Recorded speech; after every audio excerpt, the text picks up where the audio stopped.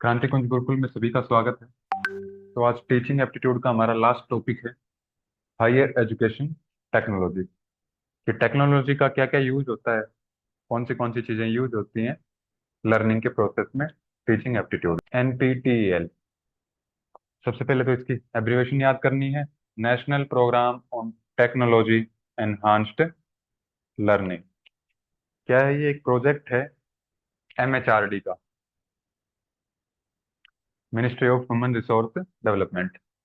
और जो ये प्रोजेक्ट है, ये 7 IITs ने मिलकर बनाया है। IIT बॉम्बे, दिल्ली, कानपुर, खड़गपुर, मद्रास, गुवाहाटी और रुड़की। तो इन 7 IITs ने मिलके ये प्रोजेक्ट डेवलप किया है। ठीक है। Along with the Indian institute of science Bangalore. और स्टार्ट कब हुआ था ये NPTEL? 2003 में। और किस लिए हुआ था ये? To provide technical education. तो अगर टेक्निकल एजुकेशन के लिए आपसे पूछता है कि कौन सी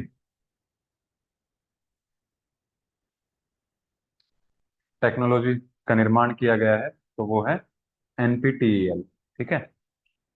तो इतना ही याद रखना है इसमें कि टेक्निकल एजुकेशन के लिए 7 IITs ने मिलकर एक प्रोजेक्ट बना तैयार किया था NPTEL 2003 में। और इसकी एब्रीवेशन है आपकी national programme on technology enhanced learning. फिर इसके बाद कुछ ये इग्नू के चैनल्स आते हैं। 3 चैनल्स के बारे में पढ़ेंगे: ज्ञान दर्शन, ज्ञान वाणी और ज्ञान धारा। ठीक है। ज्ञान दर्शन क्या है? ये भी MHRD ने, ministry of human resource development ने लॉन्च किया है। ठीक है। और information and broadcasting, Prasar Bharati and IGNOU jointly 2000 में चैनल स्टार्ट किया गया था as an educational television channel. तो ये एक टेलीविजन चैनल है, ज्ञान दर्शन। और 24 आवर्स ट्रांसमिशन चैनल है, which covers A variety of subjects. ठीक है। तो आपसे ये पूछ लेंगे कि ज्ञान दर्शन किसका इनिशिएटिव है या फिर किसने लॉन्च किया है? लॉन्च MHRD ने किया है, और इग्नू के साथ जॉइंट वेंचर में। ठीक है। तो 2000 में टीवी चैनल स्टार्ट किया गया। फिर उसके बाद है ज्ञानवाणी। ज्ञानवाणी ये एक रेडियो चैनल है जो FM 105.6 पे आता है। जून 2006 में लॉन्च किया गया था इसको, और इग्नू ने ही इसको लॉन्च किया था। ठीक है। और इस पे क्या आएगा? It offers programme designed by various groups including government ministries, outside organisations and open universities. ठीक है। तो ये भी क्या है? एक इग्नू का इनिशिएटिव है और रेडियो चैनल है, 2006 में लॉन्च किया गया। फिर इसके बाद आता है ज्ञान धारा। और ज्ञान धारा क्या है? ज्ञान धारा is an internet audio counselling service, जिससे आप चैट माध्यम से या फिर फोन करके या फिर ईमेल के माध्यम से कोई भी अपना डाउट है, ठीक है, या फिर कुछ भी कोई भी टॉपिक आप टीचर्स के साथ डिस्कस कर सकते हो।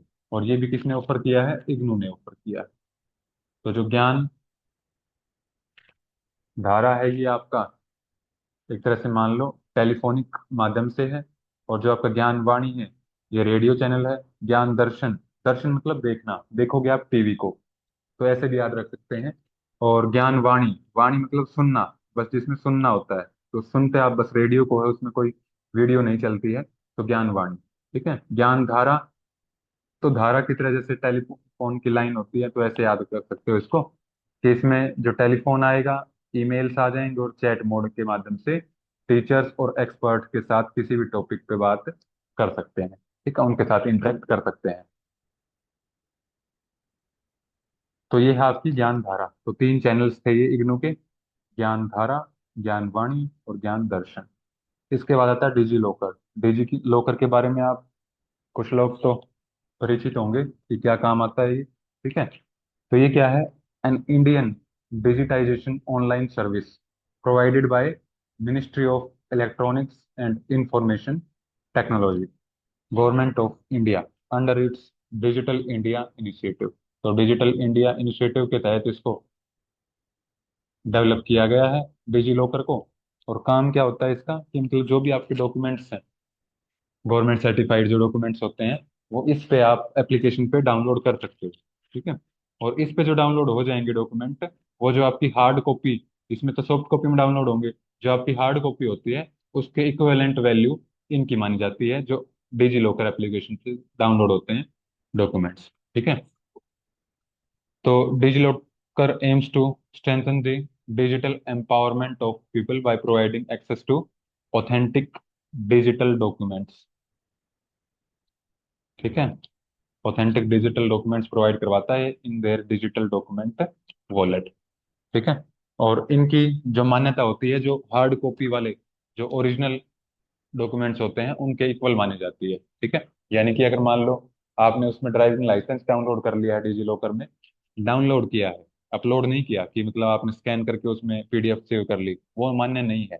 जो आप डिजी लॉकर प्लेटफॉर्म से आप डाउनलोड करोगे वो वाला, और मान लो कहीं पे चेकिंग होती है, आप ड्राइव कर रहे हो, तो आपके पास हार्ड कॉपी नहीं है, तो आपने डिजी लॉकर में ओपन करके अपना लाइसेंस दिखा दिया, तो वो उतना ही मान्य होता है जितना आपकी हार्ड कॉपी। तो ये इसका मतलब है। ठीक है। फिर इसके बाद आती है ई शोध सिंधु। ये क्या है? Consortium for higher education electronics. यानी कि जो एजुकेशन के जो भी मटेरियल होगा, हायर एजुकेशन का जो भी मटेरियल होगा उसको इलेक्ट्रॉनिक फॉर्म में जहाँ पे रखा गया है, उसको बोलते हैं ई शोध सिंधु। तो it is a platform that gives academic institution affordable access to electronic resources such as peer reviewed journals, इसमें जर्नल्स भी होते हैं, और बिब्लियोग्राफी होती है, और डाटाबेस होता है। ठीक है। तो ये सारी चीजें जहाँ पे पाई जाती हैं उसको बोलते हैं ई शोध सिंधु। और ये इसके बारे में जो क्वेश्चन आता है वो ये आता है कि ये तीन पहले संस्थाएं थी एक तरह से मान लो, उनको कंबाइन करके, उनको मर्ज करके ये ई शोध सिंधु बनाया गया है। यानी कि जैसे मान लिया कि तीन अलग अलग ये लाइब्रेरीज थी, ई लाइब्रेरी, इन तीनों को कंबाइन करके एक चीज बना दी, और उसको बोलते हैं ई शोध सिंधु। तो ये तीन चीजें क्या क्या थी? UGC Infonet digital library consortium, N LIST, और इंडस्ट AICTE कॉन्सोर्टियम। ठीक है। तो इन तीनों को कंबाइन करके ई शोध सिंधु बनाया गया है। फिर इसके बाद है शोध गंगा।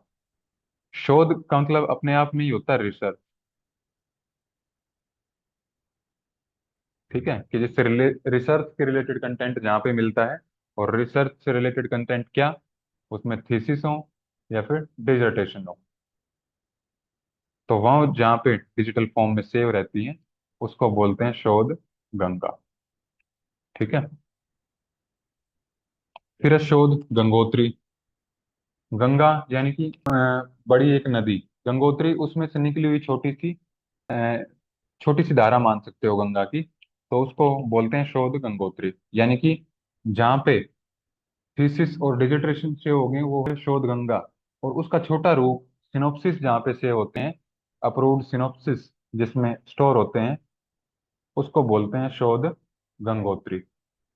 तो it is an initiative the UGC university grant commission का ये इनिशिएटिव है, ministry of human resource development, MHRD, government of India, and INFLIBNET BNET। ठीक है।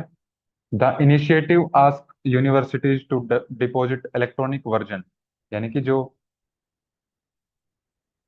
ये इनिशिएटिव है, ये यूनिवर्सिटीज को बोलता है कि जो भी उनके सिनॉप्सिस अप्रूव हो गए हैं वो इस शोध गंगोत्री पे अपलोड कीजिए। ठीक है। जिससे कि जो PhD स्कॉलर हैं वो रजिस्टर हो सके, ठीक है, PhD प्रोग्राम के लिए। तो यह शोध गंगोत्री जहाँ पे अप्रूव्ड सिनॉप्सिस मिलेंगे आपको।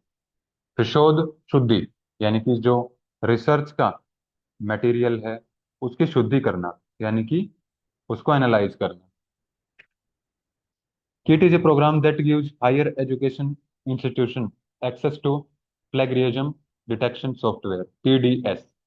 ये मतलब जो कॉपी को देखता है कि कंटेंट कॉपी ना हुआ हो, कि जैसे मान लिया पहले से 100 उसमें थीसिस और डिसर्टेशन क्या है, अपलोडेड है, और अब कोई नई अपलोड करेंगे तो ये उस 100 का जो डाटा पहले से अवेलेबल है उसमें स्कैन करेगा कि कुछ उनमें से कॉपी तो नहीं है कंटेंट। ठीक है। तो वो चीज आती है शोध शुद्धि, यानी कि जो रिसर्च का मटेरियल है उसकी शुद्धि करता है, वो काट छांट करता है उसमें से। तो प्लेगरिज्म डिटेक्शन सॉफ्टवेयर जो प्रोवाइड करता है उसको बोलते हैं शोध शुद्धि। तो इम्प्रूव किस लिए, कि जिससे रिसर्च की क्वालिटी क्या है जिस उसको इम्प्रूव किया जा सके। ठीक है। तो ये जो प्रोग्राम है ये मिनिस्ट्री ऑफ एजुकेशन ने लॉन्च किया है, जो कि एक गवर्नमेंट ऑफ इंडिया का इनिशिएटिव है। सितंबर 2019 में ये लॉन्च हुआ था। तो ये है आपकी शोध शुद्धि। अब है ई विद्वान। जैसे मान लिया आपकी इंस्टाग्राम पे प्रोफाइल है, ठीक है, फेसबुक पे प्रोफाइल है, या फिर किसी और सोशल मीडिया प्लेटफॉर्म पे जो भी प्रोफाइल बनती है आपकी, ठीक है। एक तो वैसे प्रोफाइल बनती है, और जो आपकी किसी भी रिसर्चर या फिर साइंटिस्ट की प्रोफाइल बनती है वो ई विद्वान पे बनती है। उनके लिए एप्लीकेशन अलग से है कि जो भी साइंटिस्ट या फिर रिसर्चर्स या फिर अदर कोई फैकल्टी मेंबर है, उनकी प्रोफाइल का जो डाटाबेस जहाँ पे स्टोर होता है उसको बोलते हैं ई विद्वान। ठीक है। तो ये आपका टॉपिक कंप्लीट हो गया है। अब इसके कुछ पीवाईक्यू हैं, ये देख लेते हैं। इसने बोला है कि जून 2024 में पूछा है क्वेश्चन आपसे, which digital platform of ministry of education has been formed by merging three consort initiatives, namely UGC Infonet digital library consortium and list and INDEST AICTE consortium. तो ये तीन जो कंबाइन करके जो बना है वो शोध सिंधु बना था।